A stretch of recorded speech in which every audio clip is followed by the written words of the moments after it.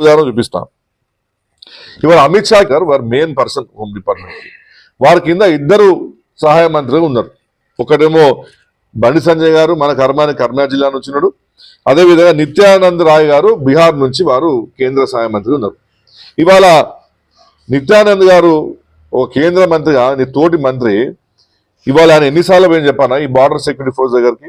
మొన్న Indo Tibetan border force దగ్గర ఒరిస్సాకు పోయి అక్కడ ఉన్నటువంటి 63వ రేజింగ్ డేలో పార్టిసిపేట్ అయ్యి ఆ ఇండో టిబెటన్ ఒక సైనికులకు ఒక భరోసా వచ్చింది. జస్ట్ 2-3 రోజుల కింద ఇండో నేపాల్ బార్డర్ పోయి ఒక హోం మంత్రి సహాయ మంత్రిగా పోయి రివ్యూ చేయొచ్చిండు. అక్కడ బార్డర్ సెక్యూరిటీ ఫోర్స్ ఎట్లా బతున్నారు, మీరు ఏ విధంగా ఉందని చెప్పేసి.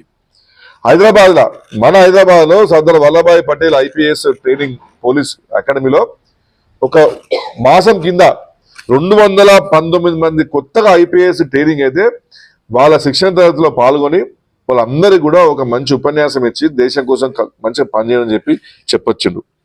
జమ్మూ కాశ్మీర్ లో ఎల్ఓసి దగ్గర పోయి అక్కడ ఉన్నటువంటి జమ్మూ కాశ్మీర్ యొక్క మన ఎవరిని అక్కడ సెక్యూరిటీ ఫోర్సెస్ కలిసి వచ్చిండు.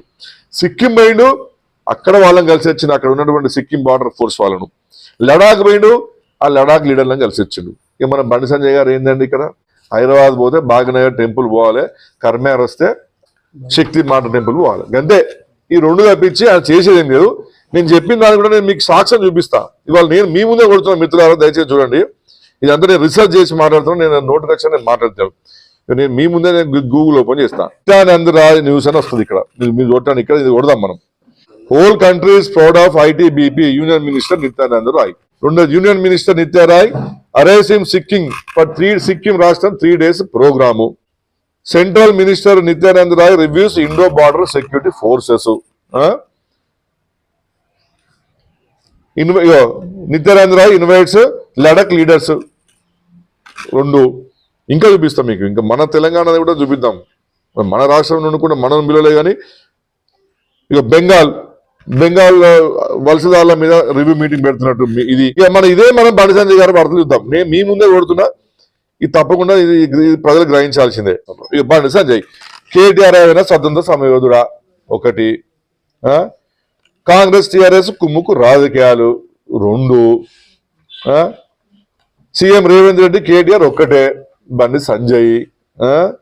ఇంకోటి ఆ డబ్బుల మాట ఏంది అంతా బయట పెడతా 3, కేసీఆర్ కుటుంబాన్ని బీజేపీ వదిలిపెట్టదు 4, కేసీఆర్ ఢిల్లీ వెళ్ళి కాంగ్రెస్ కప్పం కడుతుండు 5, ఎక్కడైనా రేవంత్ రెడ్డి కేంద్ర మంత్రి సంజయ్ బహిరంగ సవాలు. ఎక్కడన్నా ఒక కేంద్ర సహాయ మంత్రి హోదాలా ఒక్క వార్త ఆయన గూగుల్లో కానీ యూట్యూబ్లో కానీ కొడితే నేను గిన్ని చెప్పిన విషయాల్లో ఎక్కడ బండి సంజయ్ గారు పాత్ర ఉందా?